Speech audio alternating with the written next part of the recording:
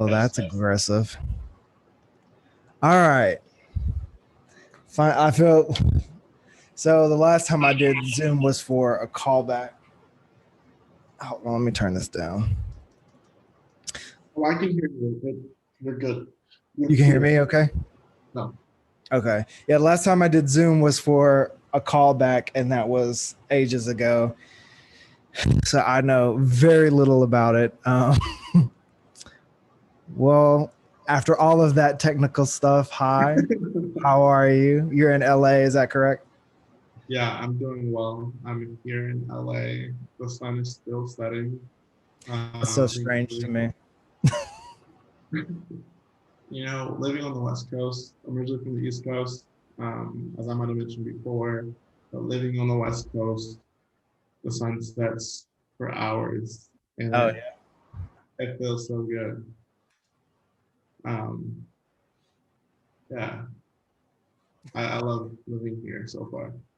yeah. Yeah, Tennessee is nothing but hot and muggy this time of year.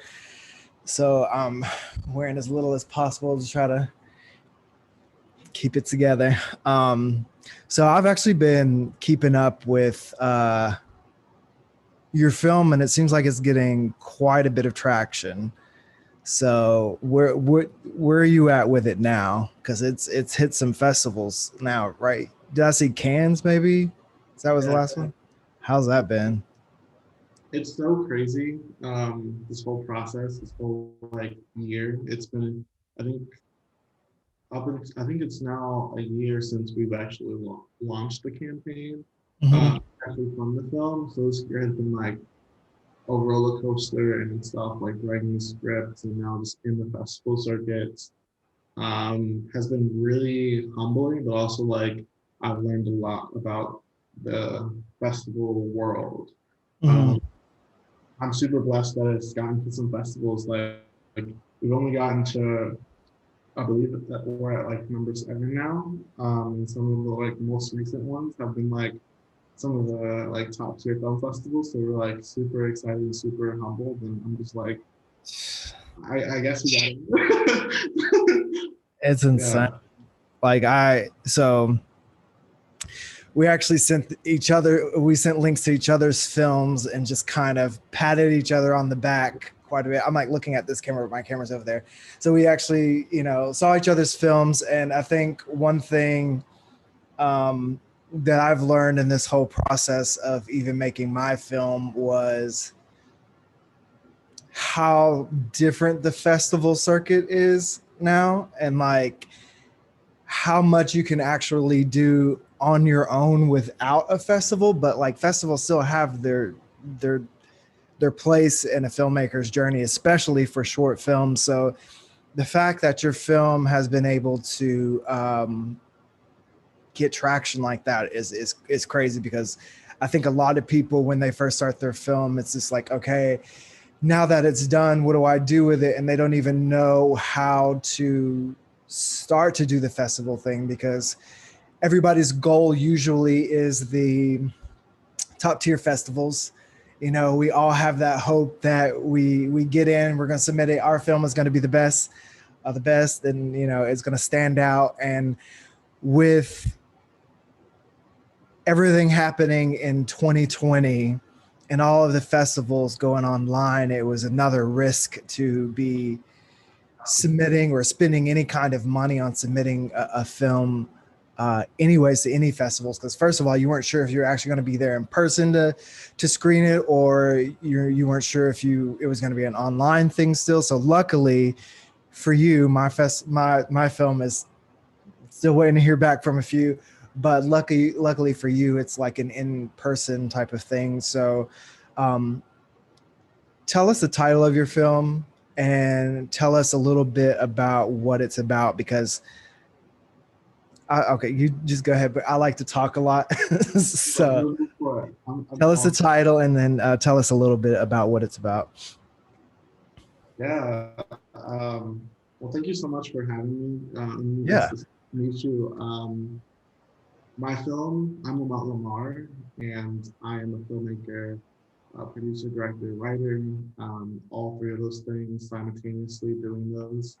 And the name of my film is called The Night It Rained.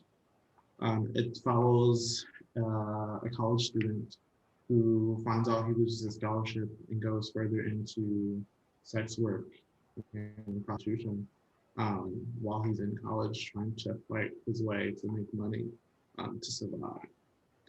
It follows him this one night as he interacts with this wealthy guy in San Francisco and who pretty much is this character who fetishizes black men, black gay men. And in 2020 and 2021, like there's been more cases of that in the United States. Um, so that's the premise of the film. The journey making the film was super interesting in the way it all came about. Like I was in my last year of college actually during the pandemic, and I was writing for a different story. I was working with the sex worker union at California College of the Arts, and we were just talking about just fighting for the rights of sex workers within college and why they exist and why they're so important and some of the struggles that they have to go through day in and day out while attending this like predominantly white school. And I took that story and that narrative, and then I was making a documentary slash another narrative film, which is a wholly different narrative. And it wasn't until the pandemic happened where I saw so many of those same students or so many other students like talking about, well, I don't know how I'm gonna pay for college, Yeah. or I can't afford to even like if I just take classes, I don't learn this way. So they struggled their first semester like with classes and they can't really afford that, right? So I know a lot of students who lost their scholarships and had to figure out like, okay, what am I gonna do to figure it out, or had to go move back home. So this story came from an abundance of stories that I was sitting there one night and was like, okay, what happens when you lose your scholarship, and what happens if you're a sex worker, and what if this is the same character, and what happens that one night. Mhm. And that's kind of the story where it came from. Is many conversations with friends, many conversations with colleagues, and just pretty much leaving everything out there on the table. It's just like even hearing all of that. I mean, when did you film or start filming this film, The Night It Rained? We started filming in October, like almost, I'm gonna say in the height of the pandemic, right? It was still, COVID was definitely still a thing and on all of our minds, but um, I I told myself I wanted to get it finished over the year before 2021 was over. Mhm. And I had worked with a lot of professors in the industry and working closely with people in the movie industry and how like to shoot a film safely. And we had already raised a whole bunch of money. Wow. And the team was like ready to go and shoot. So we were like, okay, if we're gonna do this, we're gonna make sure everyone's safe, is tested, quarantined, like the whole 9 yards. We were like, I remember calling like people in the like COVID supervisors in LA, but when I was still in San Francisco and figuring like, okay, what are they doing? Like, what procedures do I need to follow? I had producers of like, I had 5 producers on this film. Usually there's like 1 or 2 Mhm. producers, but because there was COVID, there were so many moving parts and so many like decisions that needed to be made so everyone was safe. That I had 5 producers working in different facets of the film just to make sure everyone was safe um, while shooting. Yeah, because I mean, there's a lot of close contact in the film anyway, so I can imagine that Yeah. being something you definitely have to keep an eye on. And it was, I think I had the idea for my film, Glaciers, like let's see, December of 2019, and this was before any of the COVID stuff happened. And I just kind of had this idea. So as I was coming back from vacation, I think in like March or February, I was like, oh, I want to make this movie this year. And is exactly when everything started, shutting down and just kind of getting crazy. And I was like, well, surely it'll be over. And so I was the only one producing it at the time. And, I wanted to kind of keep it small. So I was just like, okay, well, now's as good a time as any to start writing it. So I took a few months and I wrote it. And then I realized, oh, we're going to be at home for a while. So I worked on the script, found people to actually um, read the script because you couldn't do a table read, and I don't write a lot, so it's important for me to hear dialogue out loud anyways.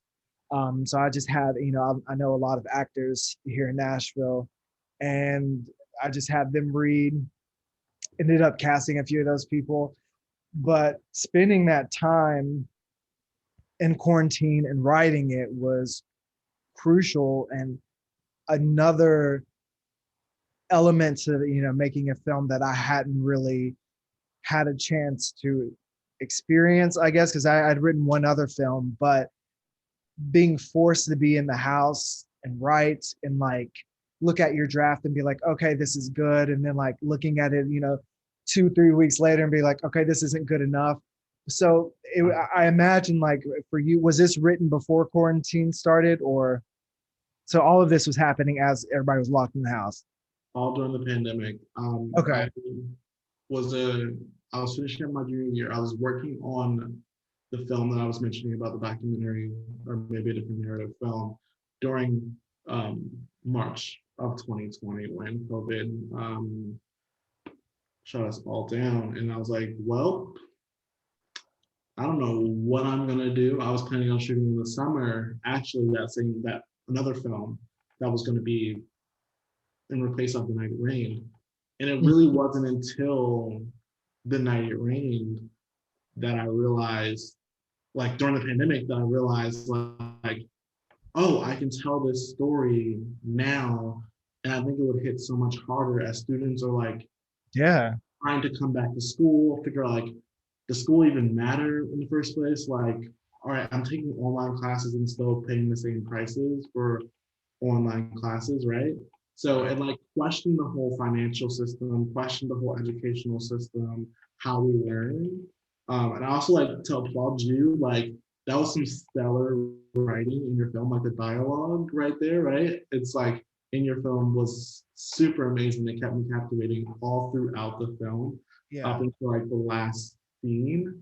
So it was like brilliant writing, and I think like those revisions that you did, and is this leaving it for 2 weeks and coming back to it, I think that was a good method because it really showed. And I just want to applaud you for your film and what you all did. Thank you. Because I mean, it's because I also shot in October. Okay. Yeah, so we were probably shooting at the same time. Um, Probably. twin films. They were birthed at the same time. Um, so yeah, after that, it was it was more of like, okay, and I appreciate what you said about the dialogue, because like a lot of the stuff that I do has been known to be a little wordy sometimes. And I don't mean for it to be wordy, but it's like I love acting, I love actors, and I love just dialogue between people. And um, starting the short film collective has really made me look at short films in a completely different way, only because people do so much with so little, and it just amazes me. Because like one of the things, so like I'm writing this film. I know a few people here in town as far as like actors and crew and stuff like that, who I could possibly pull to make this thing. And it's just like, I'm tired of being in the house. I know everybody else is tired of being in the house. So it was one of those things. I was like, okay, let me put some feelers out and see who would be interested in this, because it was still kind of, COVID was still kind of new at the time, so we weren't sure exactly. But I knew that we were at a place where we could actually be safe about it, and social distance and all this other stuff. Um, but so I got my crew together. Everybody was excited. And I remember there's one location in the group scene that we had to find a place where, first of all, that many people could be in one spot. And secondly, that didn't have super tight COVID restrictions, because like when we started our pre-production, I guess it was August, I guess. Everybody was still like, you can't use our space, you can't use our space. So we ended up finding that space. So in doing the short film collective, I've seen so many people who have made films in quarantine, and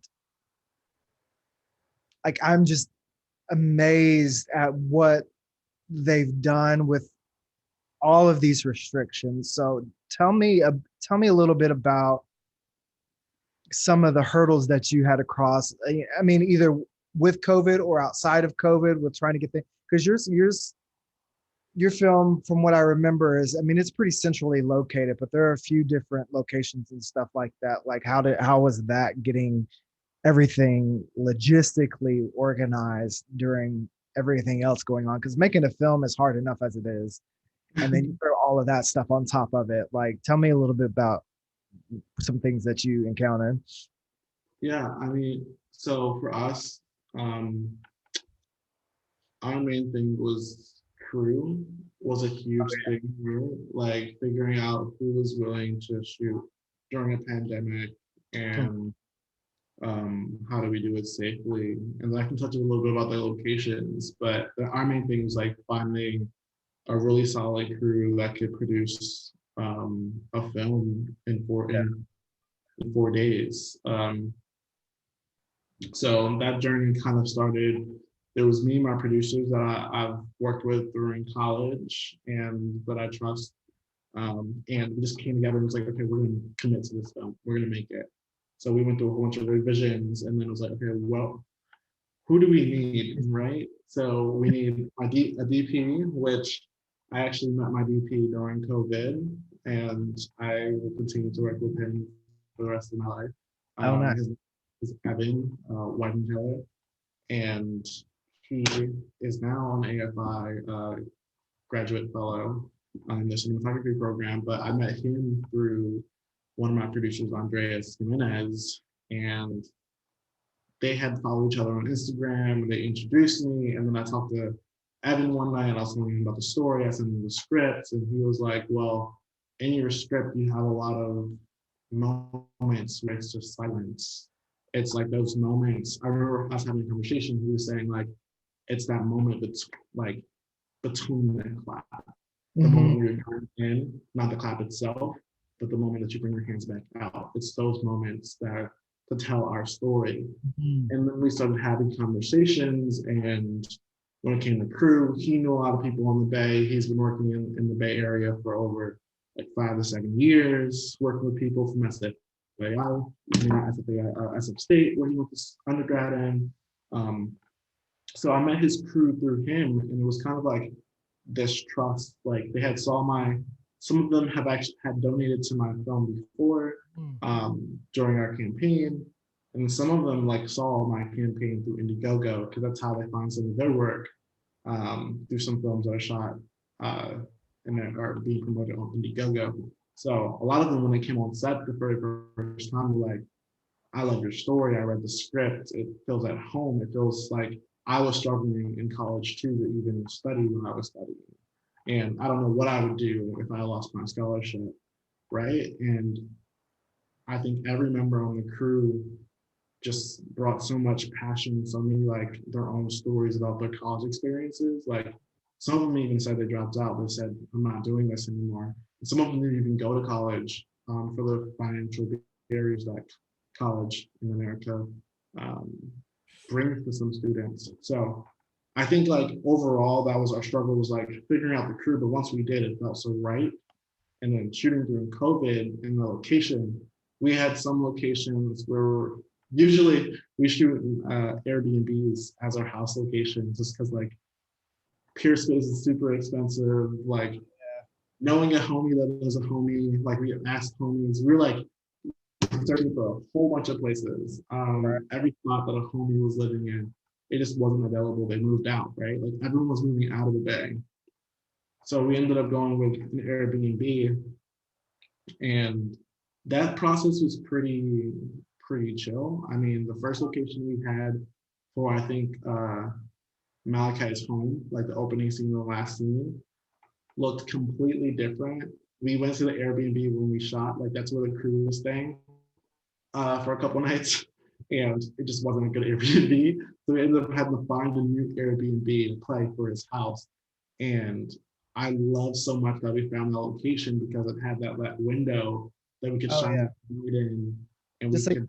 know, I'm just watching it as you're talking about it. So give Oh, you're you all good. Like we found that location in this beautiful moment where it just felt so right. Like we had so much space, we could play with lighting out the window, lighting, and even the beginning of the film where we open up and there's water, there's pictures, when we see his like that whole space felt so much like Malachi and felt so much like the Bay Area that it was a blessing that we got. like Um, okay, and second, all of that is fantastic because again, having seen so many short films, some things start to run together, and by the time like I started doing the short film collective, or the idea came about after I'd finished my film, and it was like, okay, well, what do I do with the film? And then okay, there's festivals. I was like, well, what about after the festivals? And I started looking at it, and I was just like, there's a couple of places that really do their best with short films. I was like, but they have their own little, I don't want to say issues with them, but just, sometimes they get lost in the mix. So then I was like doing all of that. So I'd watched hundreds of short films, reached out to hundreds of like filmmakers. So one thing I noticed about when I watched yours is just like how much it stood out among all of the ones that I had seen. And the cinematography, just like the natural, just it's natural, but it has like this gloss to it that is just brings you in and makes you care about the story even more, because it's like, first of all, when it comes to Black filmmakers, and I've talked with my business partner Ashley Love Mills about this. When it comes to Black filmmakers, like there's been I would say since the advent of the DSLR, and like when those started shooting videos, everybody looked at things like Tyler Perry and just different things. So the formula for Black film was always written a very specific way. And that was another thing that made this stand out for me. It's just like being a being a Black filmmaker myself, it's just like I have been looking for up and coming filmmakers, and I've seen so much Black talent, including yourself, that has come out of this, short film collective journey. And when I looked at when I saw this, not only was the story beautiful, the story was not necessarily, it was universal in its own way, but it also took a different look at the Black perspective, because not only in communities that I grew up in, and like even myself growing up, not only did we have financial hardships that didn't have anything to do with college, but it was like, what do we do to rise above those things? And I think it was a unique way that you were able to tell this story and like have this character, not necessarily have it be a specifically Black story, but also you were able to preserve an element of Black strength and a Black resilience that our people have. That's so beautiful, and the way that you captured it, and the way that you were still able to have elements in there that other people could connect to. And like you said, you mentioned talking to your friends, and they all shared their story about financial struggles with college and all of that. So I applaud you for that. And like, were you I think I've seen a few other of your things visually. Do you think that you have a what was your process for the film visually? Like, what did you want to see? Well, I want to say thank you so much for that compliment. Yeah, It really touches my heart that people find this film engaging and saw something out of it. It was. I'm still amazed to this day and super grateful and humble that we actually made the film. And to answer your question, I don't look at a lot of American. I grew up not looking at a lot of. I didn't come into filmmaking reading and looking at a lot of films. I always wanted to be like an architect or graphic designer. It wasn't until I moved to Philadelphia that I got involved into filmmaking. It was kind of this unique thing in my life where there was this building, Philly Cam, which I shout out all the time because they really like lifted and launched my career in filmmaking. Without them, I wouldn't have been a filmmaker. right. And there was this cute little building with all these different colors. And I was walking past and I was like, let me go in this building. I never went in, started doing film. So I started off with this documentary mindset of very much like not let's not like go into a community and just film what's happening because that feels very exploitative and just like wrong. So with them, they give you the tools, they give you the cameras, the sound gear, and like here goes the stuff. Make your own film, and we're not going to tell you how to make it. We're going to give you like all the resources to like do it. You play around, you experiment, and come back and make something. That's exactly what we did, and um, that being said, when I made my first film, Black Men Don't Cry, it was kind of talking about just the black perspective of being a black man in America when I think it was 2016, and it just was Trump had just got elected for the very first time, and I'm now like getting into politics. I'm just like, fuck, we need to make I need to make something that matters and like some type of like protection for me as a black gay man, right? So I made that film and went off to go to Black Star Film Festival, and I was like, wow, I just made a film with people I love, and I want to do that for the rest of my life. So as I went to film school in California, I looked at a lot of European films. Gus Van Sant, he's very poetic. I'm like a sad boy. I think I'm a sad boy most of the time. I'm either like sad boy or black boy joy. It's depending on the day. That's I where the hear mood that. I'm in. So I was looking at a lot of Gus Van Sant, Lee Daniels. I love TV. I think that's where I would love to be, like living the how do I merge like cinema with TV? Because now like streaming services like it all looks like a damn movie. And you can really build with the hold of the characters. So I watched a lot of European films as inspiration for The Night It Rained. There's this film called Irreversible, Mhm. which I forget exactly who the filmmaker is, but it had this like 8-minute sex scene, which the inspiration for the scene that we did in The Night It Rained. Yeah. Um, and that kind of took some of the inspirations from those films visually was like I want to make sure one I can see a black person on screen. They look really well on black screen on the black on a when they watch it. Also, it was like I want to like stay on them as long as possible. Like seeing a black person on screen is rare when it comes to like statistic and numbers.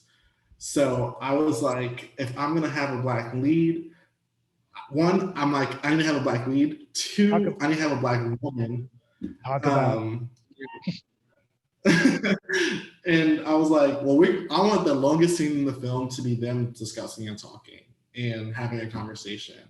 So when it came to the financial aid scene, and you really, unless you, that scene was all built up on like, here goes a black person in college asking for support, and the person ends up that's able to support them is black. one, she's like, okay, here's a black boy, a black man.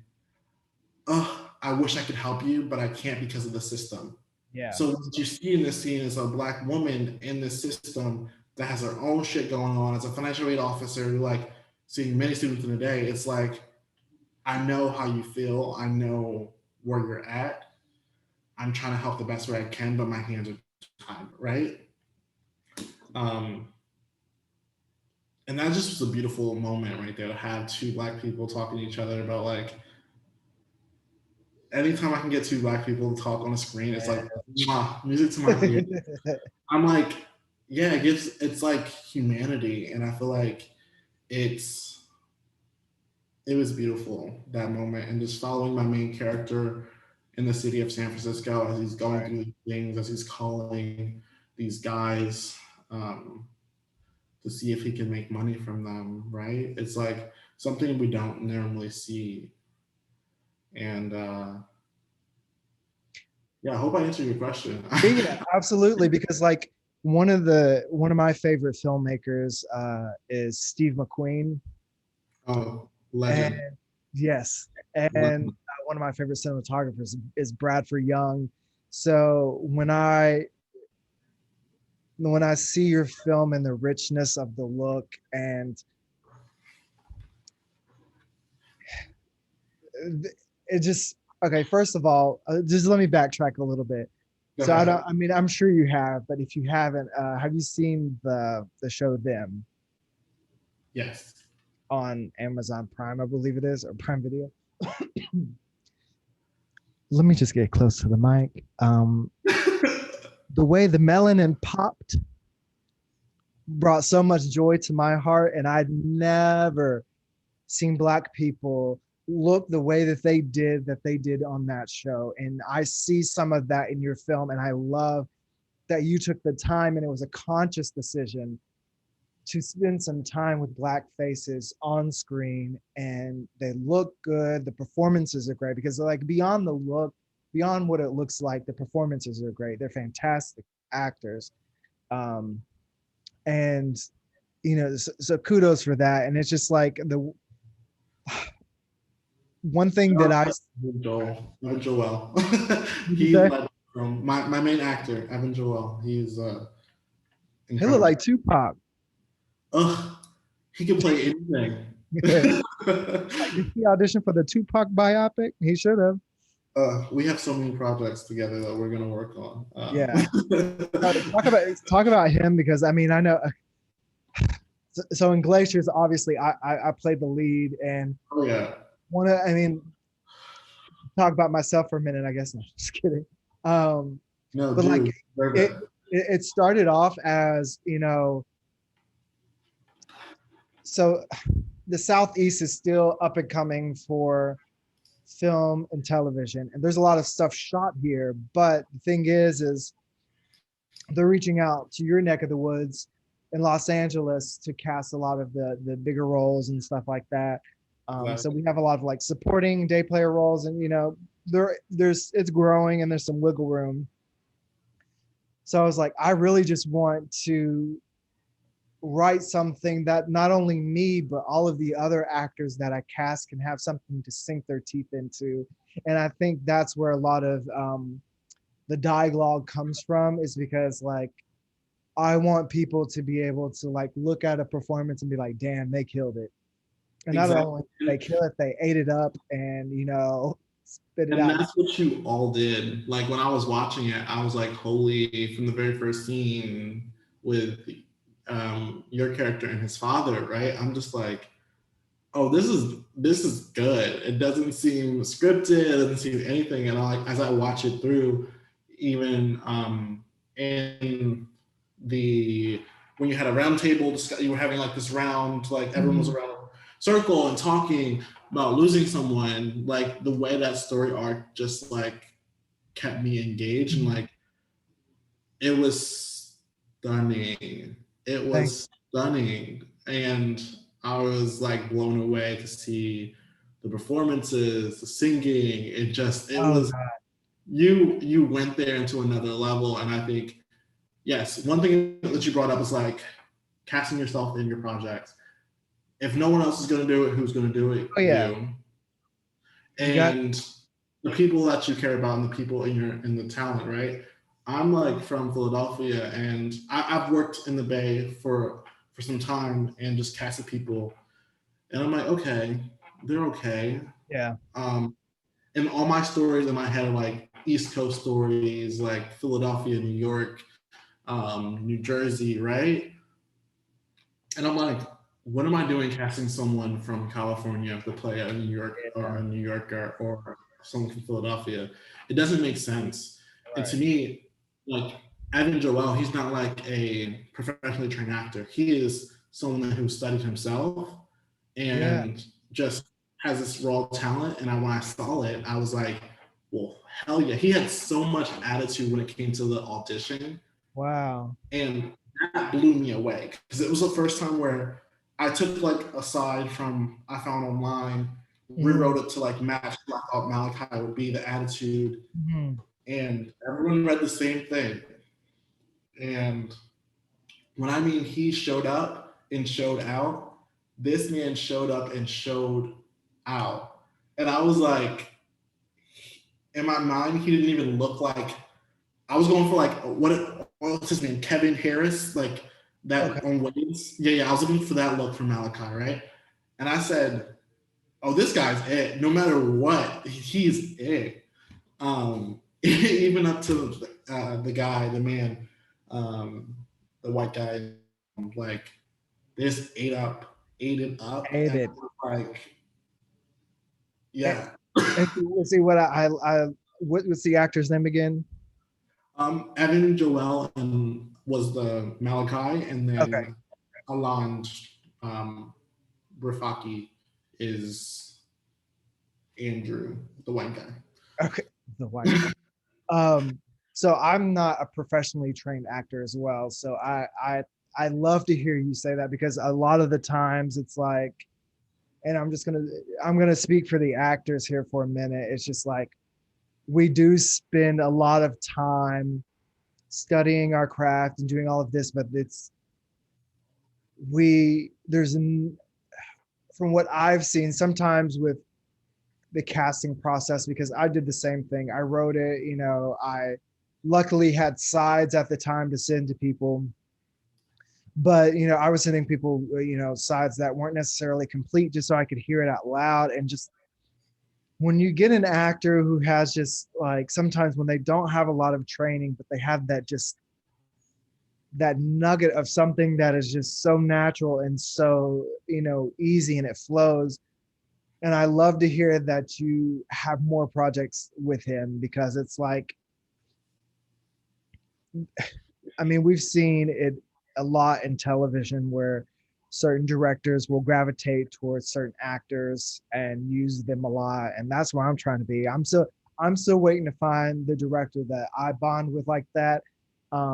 It just so happens for this one, I was the director too. So I mean, I love me, and I was just like, what I it would mean, have. I loved you in that film, so it And I was. think it's as uh, directors of color, I think it's important for us to not well first of all to write from the perspective the black experience and to I'm biracial, so I grew up with black side, white side, and there was stories in between and like specific stories on each side.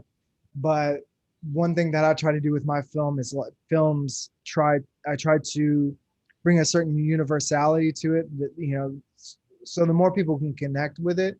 But at the same time, I think it's our job as black directors of color, and even you know female directors is just to cast black people in a story that isn't necessarily about struggle or necessarily about the strife that we've had to endure over time, which those are stories that we all need to hear. But like there's so many different things that we are capable of as people, as a culture, as a community. So one thing I wanted to do with glaciers is not only cast a majority of people of color. You know, even like the Michael character was originally supposed to be, you know, an actor of color.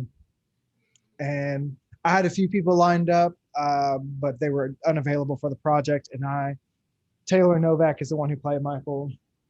And I won't say anything here, but there's some things that happened in the film with, you know, some of the characters. And that kind of made me nervous because I was like, what actors am I going to find that are going to be able to not only feel comfortable with doing this, but doing it in a way that's natural and doesn't seem stifled. So I said, hey, can you read this for me? And just so I could hear a professional actor who knows what they're doing, what it sounds like. Boy, he knocked that thing out the park. I was like, it's yours if you want it. And he was so excited. And it was just, first of all, like just even being able to write things for my friends. And oof, okay, let's just, Karis Forte, who plays April in Glaciers. She's a new actor. She's another one of those people who hasn't had formal training, and neither has Taylor. I don't. Let's see. None of us have really had like an acting class or formal training, so we're just like a cast of like new actors who. And when I say new, I mean like we've done a few things, but nothing like obviously that's has set us to the top just yet. But you know, it's a lot of raw talent, and I was so happy to be able to showcase that in such a colorful way and cast these different, you know, types of people we don't normally get to see on screen. um, and I think you did the same thing in your film, and it's just it's a beautiful thing to see. And I'm sorry, I have ADD, so I was just thinking about when you were talking about the group scene and she started singing. That's another fantastic actress who I never met, and she's another one who doesn't. I mean, her name is Susan McPhail, and she was in a short, and then I'd also seen her in the film Peanut Butter Falcon with Shia Okay. LaBeouf, and she had a part in that. And first of all, like when I'm writing these things, I've learned as a writer to write not necessarily for the people I know or the places that I have access to. So I was just writing these characters, and like to some degree, I knew obviously who was going to play Robbie, and you know who was gonna play certain characters. But she came up in the mix after I'd seen that, and I was like, oh, that's her. And it's funny because she she has a history of that because she did the short film that I saw her in. The director had seen her in Peanut Butter Falcon and was like, oh, that's the actress that I need. And it was the same thing for me. And she came from Mississippi to do that part for her one day, and then she went back. But keep utilizing the people who don't have all the credits, who don't have, you know, necessarily, you know, all of the followers, because that's a big thing now.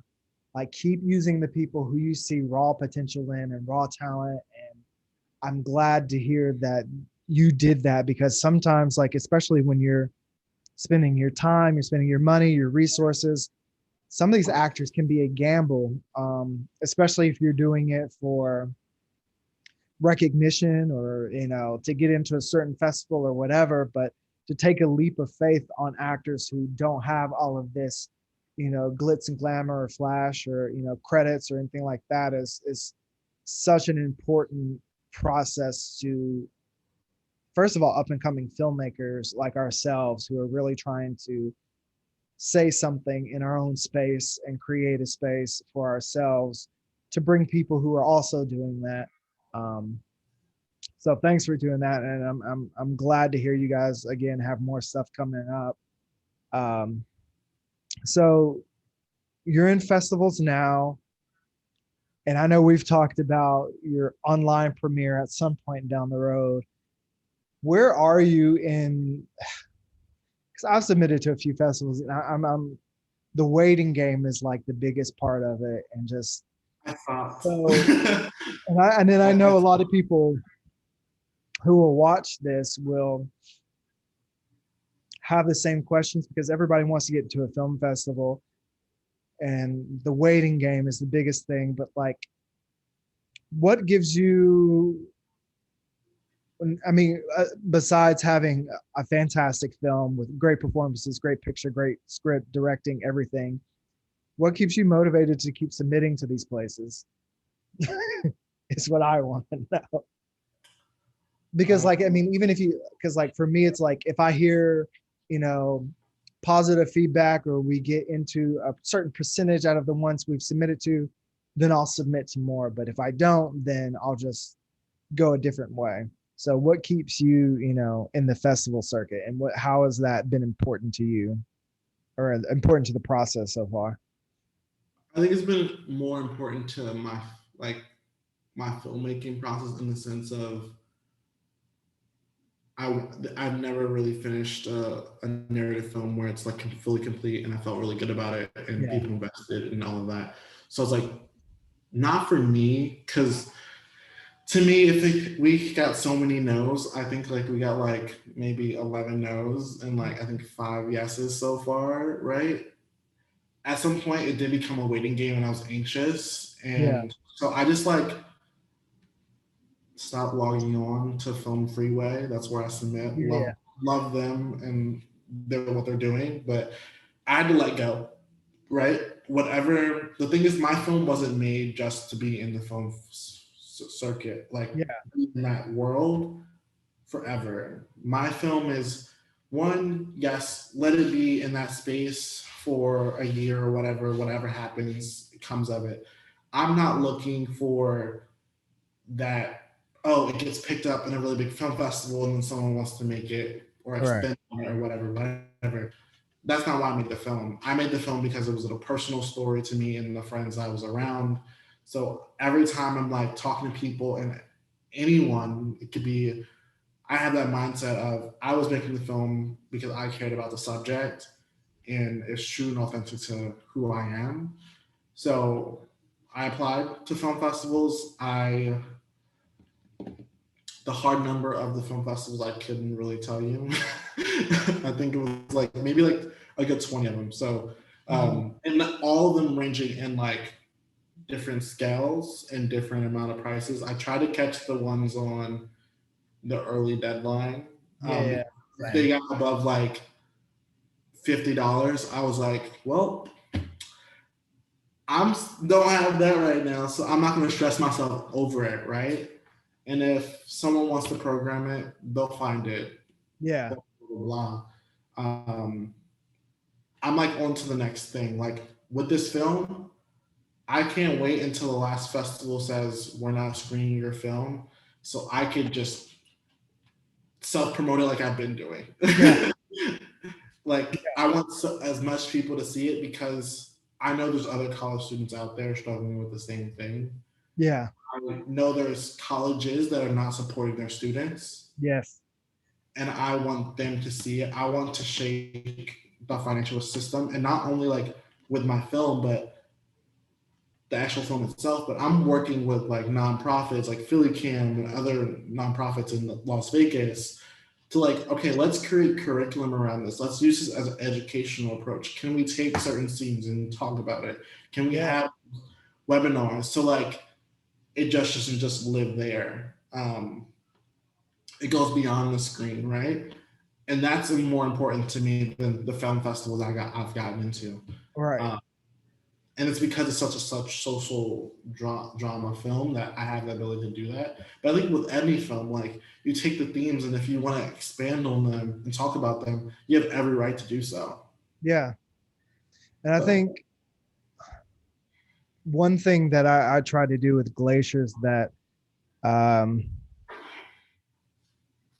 that I love what you did with yours too is just telling a story from the male perspective in such a different way than we see men, especially black men or any kind of, you know, men of color.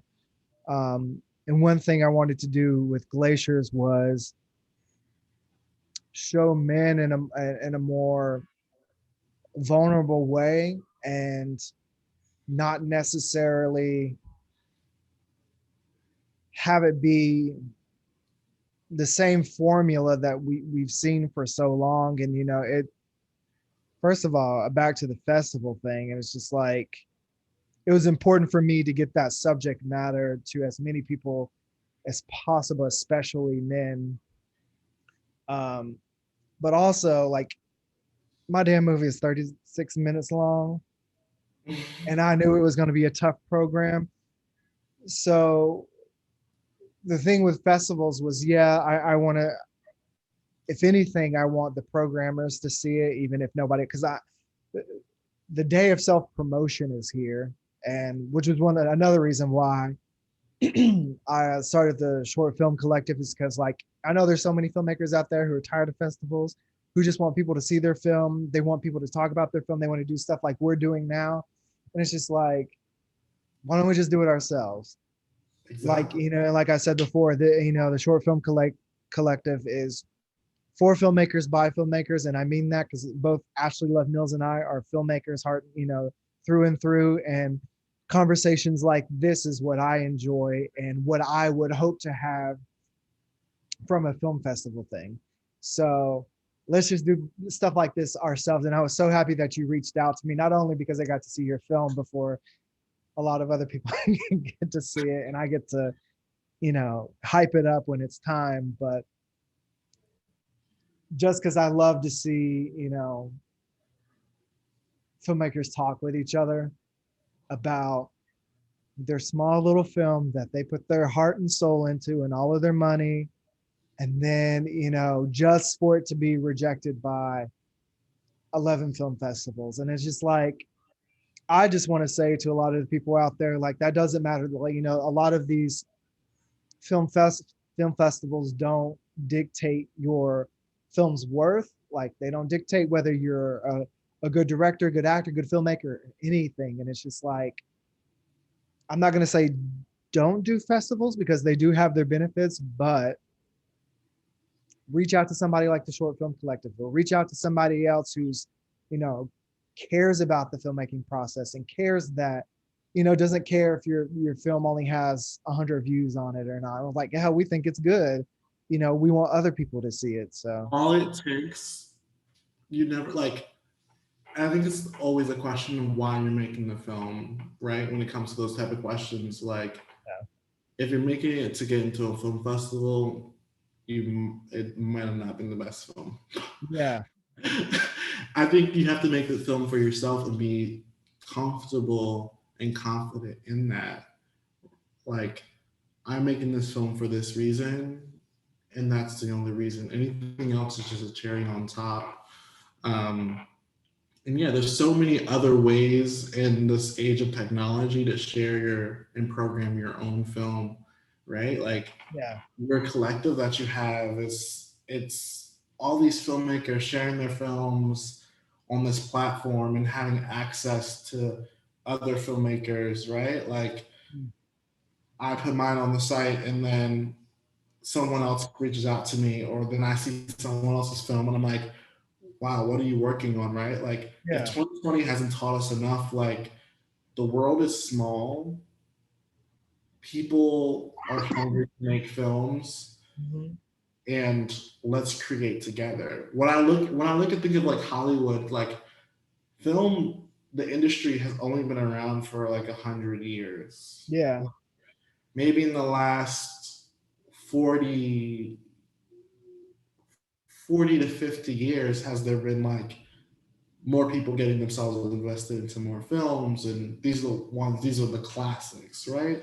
right, We have so much time to make that film that will go down in history. We have yeah, like there's different parts of people in different parts of the industry. I know some people that have worked in the industry and like they hate it. yeah, I've been working I've been working around people that like have been in the industry since like 1990 and like are divorced 3 times and not happy people, but they yeah, made that one film that everyone knows. And it's like at the end of the day, what makes you happy? And I also want to say about this LA, like moving to LA thing, because like, I just moved here and you don't have to live in LA to be a filmmaker. You don't have to live in New York to be a filmmaker.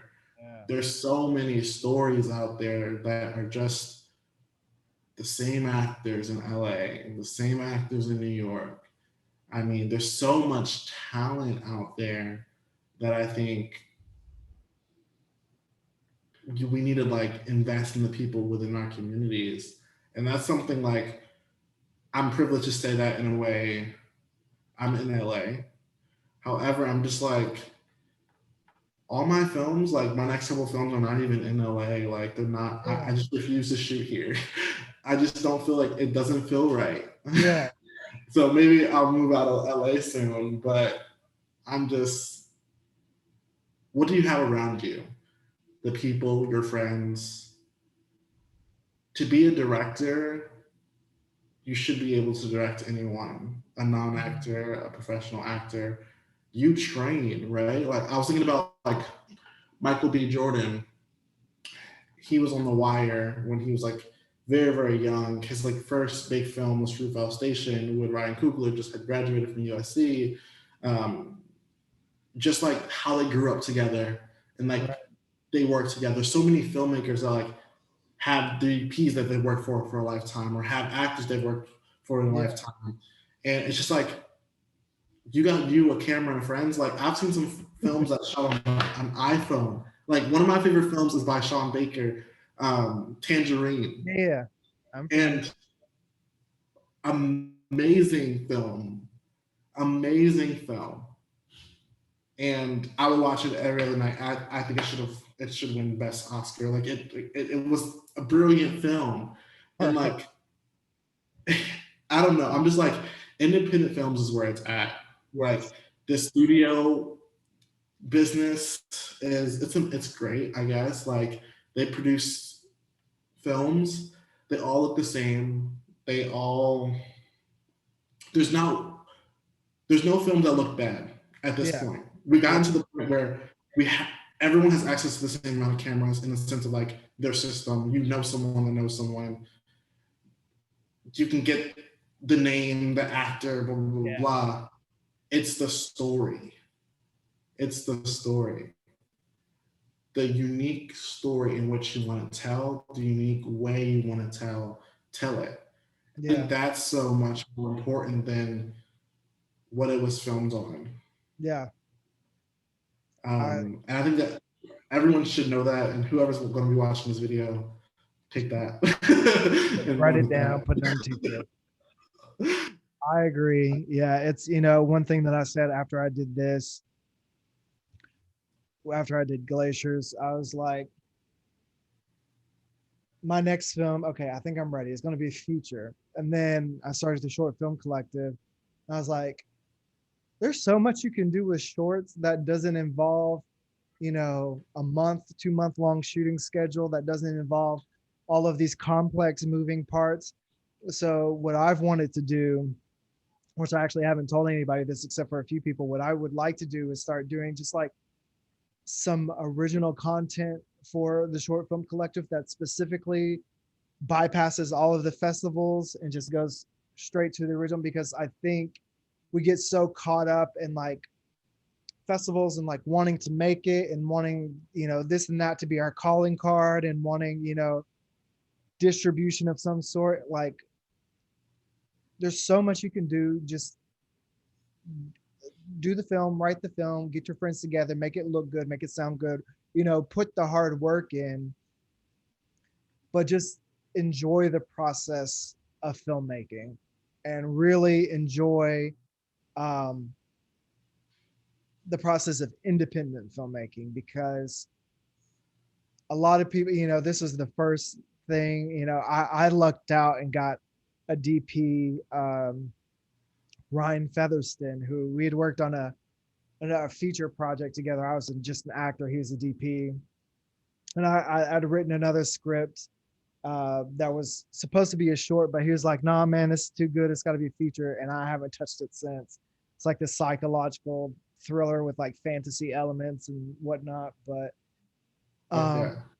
I asked him to come on for this, and yeah, we shot on an Ari Alexa Mini, and I was like, okay, cool camera, or or whatever. We had an entire grip truck. We used tube lights, and a few lights here and there. We mostly use like um, natural light for a lot of things. And although he had all this stuff we could use, we kept it pretty minimal and pretty indie. Not only was he gracious enough to like lend us all of his, equipment, and to the point where we were able to make something that looked great and professional quality, and like even with sound and stuff like that. Pretty much Yeah. everybody donated their time, and that's How what's long so. did it take you to shoot? How long did it take us to shoot, Lord? Yeah. What was your production days? So we had.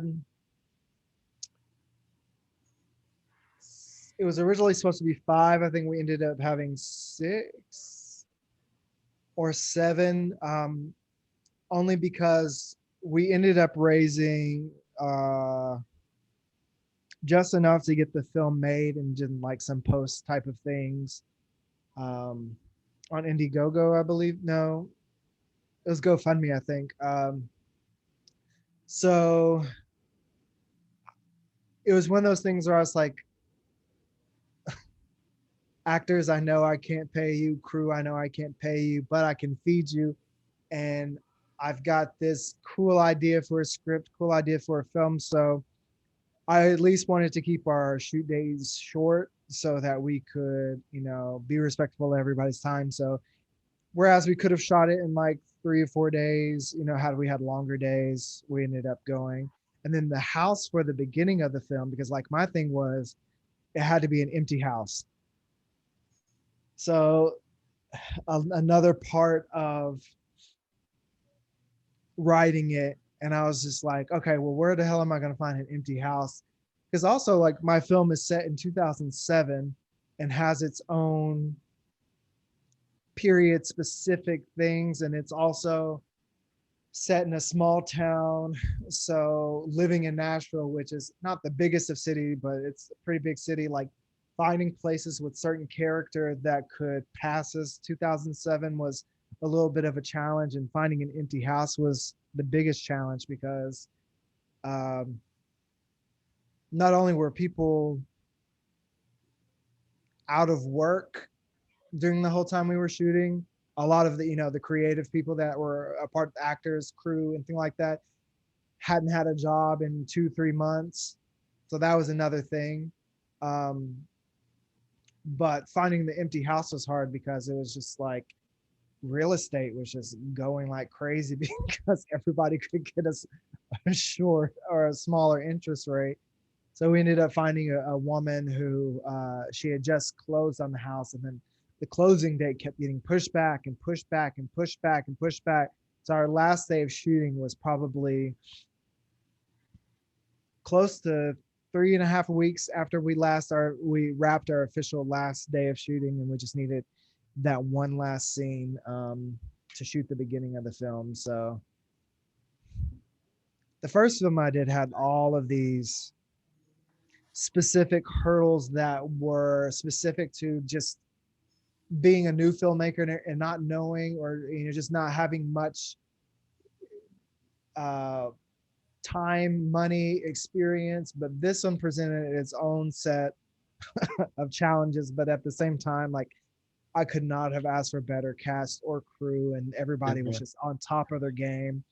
My first AD, because first of all, let me talk about directing.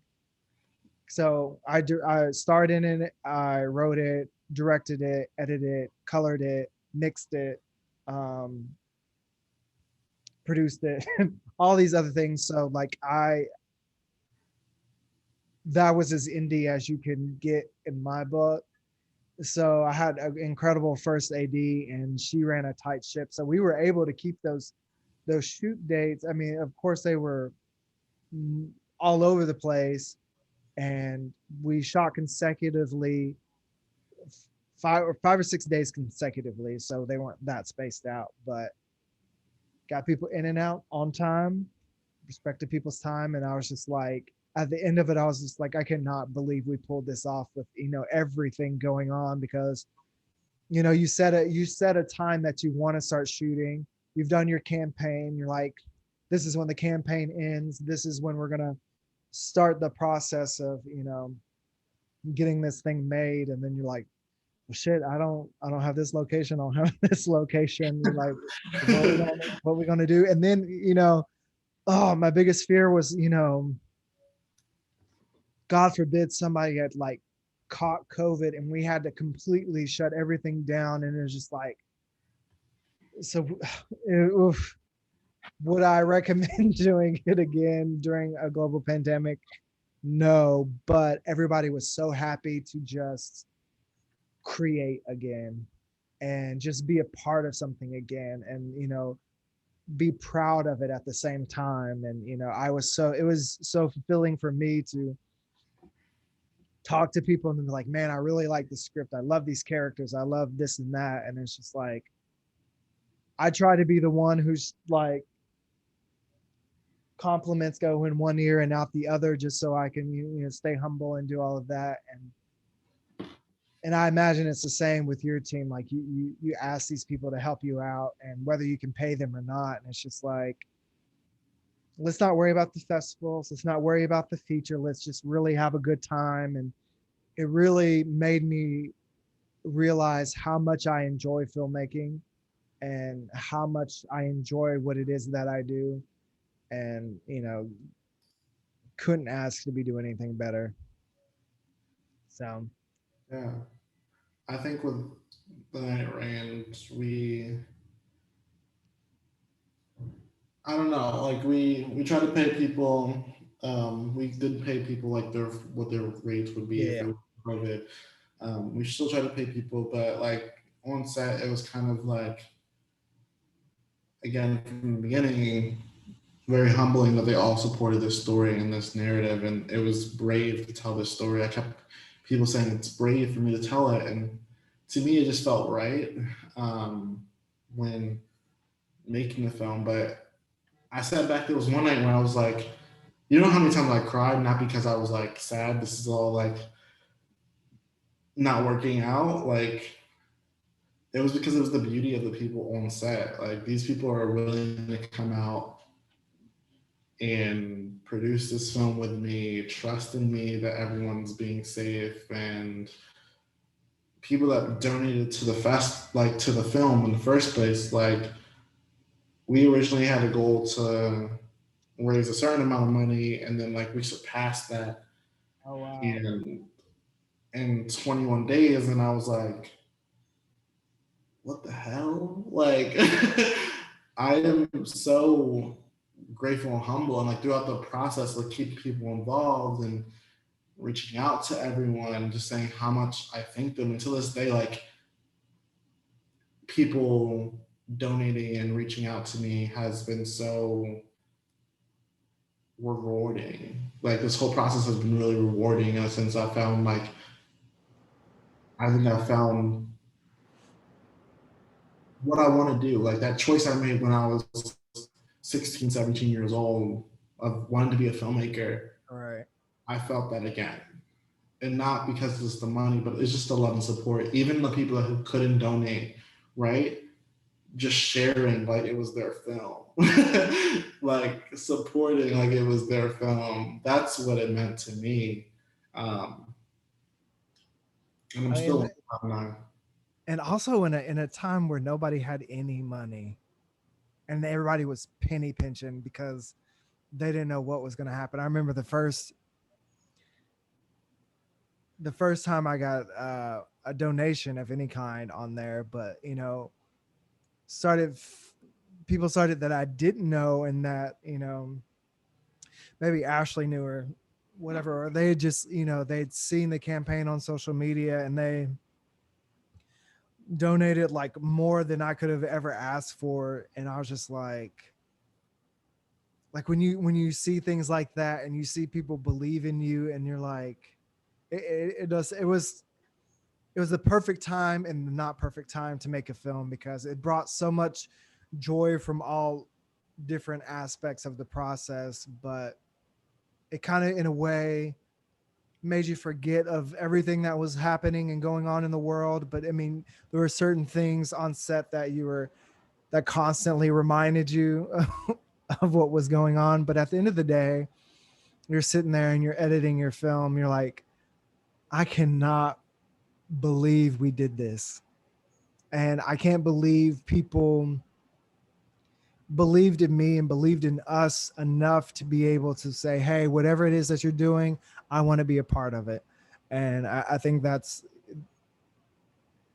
so beautiful. And it's just like starting the short film collective, I wanted to be a piece of that too. I wanted to be a piece of somebody's filmmaking journey. Was, you know, they may have not have gotten into any festivals.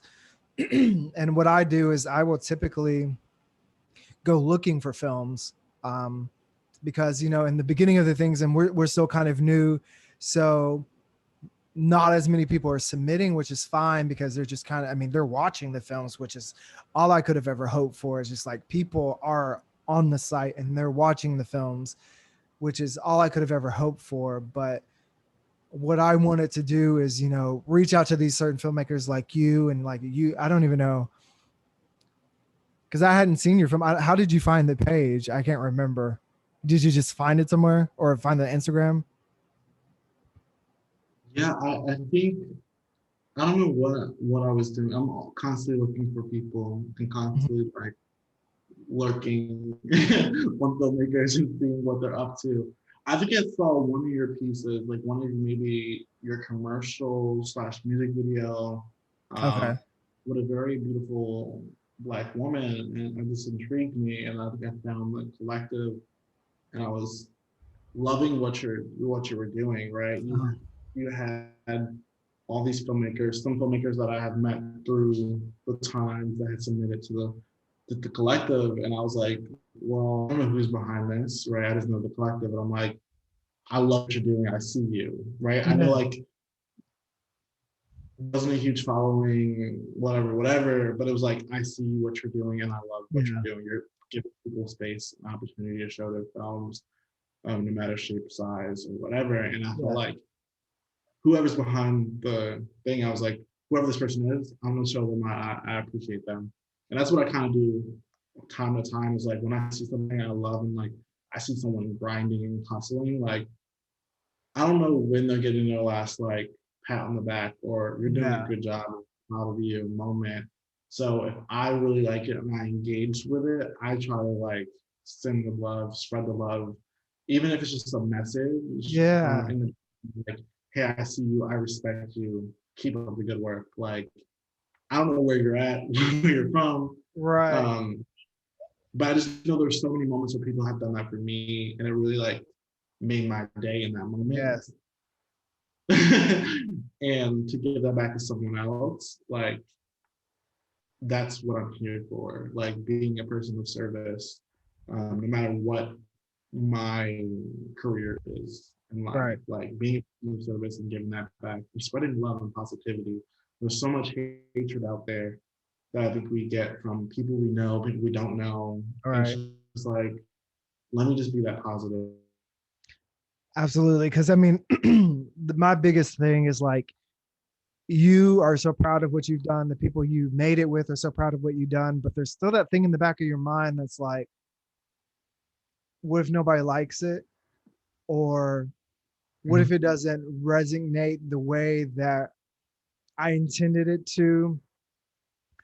Or just the fear or the concern of being unseen or somebody not seeing your film, after you had spent, you know, months preparing for it, you know, weeks or months shooting it, and then post and all that other stuff to the point where you're like, okay, it's done. And like you said, you know, spreading the positivity and being there for your fellow filmmakers is one thing that I wanted to do. And I've discovered so many fantastic films, and most of them are up on the Short Film Collective now. Um, and my partner, Ashley Love Mills, she and I, when we first started it and we started thinking about it, you know, it's like, first of all, where's the short the short film space for Black folks, and like, where's, the Black story section, where's the LGBTQ plus section, where's, this and this. So like, we made it a point and a conscious decision to put those towards the top, because those are the stories that, don't get a lot of love, when it's like, we need y'all to pay attention, because it's not just, your straight white male, female telling these stories and telling, doing all this and that. It's like, there's so much going on over here and over here. So it's right about the top. And it's just like, we can see which sections people are clicking on the most. LGBTQ plus section and Black story section are our top two sections, that with and drama. I'm like, see, people need to see it. They want to see it. And it's like, nobody's pushing it to the top. So we're like, we're going to be the ones to do that, because first of all, we're in those camps, and we want to be able to tell those stories. And, I'm happy we're able to do it and be that support system, not only for ourselves, but for other people. And, anybody else who wants to come onto the platform, just know that you're in good company. We're going to take care of you. And it makes me, we've had a few premieres, and it's made me so happy to be able to like be the first to premiere somebody's story, because I know how hard it is for somebody to spend time and energy and love your project as much as you love it. And it's one of those things. It's just, it's rare, because I mean, we're in the entertainment industry. It's one of those industries where it's like dog eat dog, and there's so many people who are trying to get ahead and like, want to do things, to push their career. And it's like, no, let's, yeah, we all want to grow and do things together, and we all want to get ahead. But there's a time that sometimes you just slow it down. Who else is on this journey with you? Because I mean, anytime you're doing something, or you're growing, and you're meeting people like this, it does nothing but lift you up, gives you energy, lets you know in a small way or a big way, you are doing a good job. You are worthy. You are talented. Your story deserves to be told. And it's just like, I couldn't be happier to, first of all, be having this conversation with you, and just to be able to um, have two filmmakers who start from the bottom and now we're here type of situation. And it's just like, it's so important, because like sometimes like all we see is the finished product. We don't get a chance to talk about not, I mean, the film's journey, we don't necessarily always get to talk about, but also the filmmaker's journey to even get to the point to where they're at, to where they can, have something that they're proud of. Because we've all done something, and then, it's like, yeah, it's cool, but it's not my best. And now we have the night it rained, and, glaciers, and we're like, okay, this is truly representative of, my capabilities as a filmmaker, and it goes nowhere but up from here. And all of that said, and it's just like, these are the people that helped me do it. And, always happy to be a part of any kind of positivity like that. So I respect that. And again, I see you, respect you. And I thank you so much for holding this space for me. yeah, And it's definitely a privilege to be here and speaking with you. And I'm like, keep going. What can I do to help? And yeah, I'm very excited to see where your film goes. Keep your head up. Don't stress over it. yeah, I'm Stay off of where the sites you're submitting, and just let it be. I think you yeah. have a good here. You have a hidden gem. You have a good heart, and I think you're shining bright regardless. Oh, I really appreciate that. And the fact that you actually reached out, and like, first of all, it's like, if you want to talk to somebody, reach out, because everybody got stuff going on, and it's like, there's a time and a place for everything. At the same time, you got to create that time and that place to have these conversations. And, um, I've really enjoyed this. And I know I don't even know how long we've been talking, but I think whoever else is watching, I hope you enjoy it. I hope you, whatever.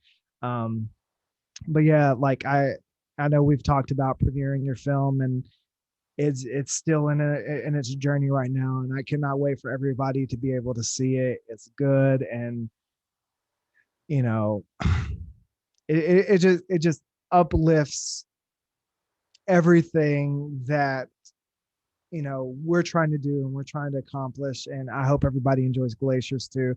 And it's funny enough, like I haven't had a chance to talk about the film at all with anybody, because especially people who haven't been a part of the process of making it.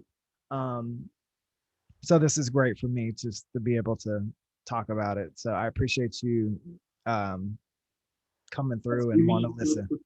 yeah, we need to have another talk where we flip the switch and I ask you a whole bunch of Yeah, questions about your film, because I think again, if you haven't seen it already, I think you should. Everyone, yeah. it, Well, it's not even it out was yet. well, when it does premiere, So. let's hop back on it, and I have so many questions Good. asking. I can't wait. And then, like, I think if there's anybody else who wants to reach out and do this is the first time I've done this. It's fun. I Oh, enjoy it.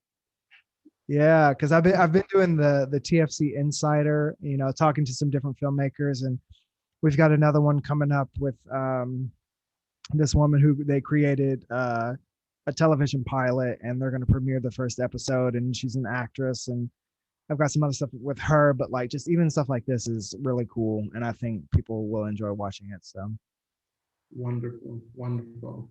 well, I appreciate your time, your I patience. I appreciate your talent and whatever you're doing. Can't wait to see what you come up with next. Um, I'm gonna say bye, but I'm really just gonna stop recording or whatever.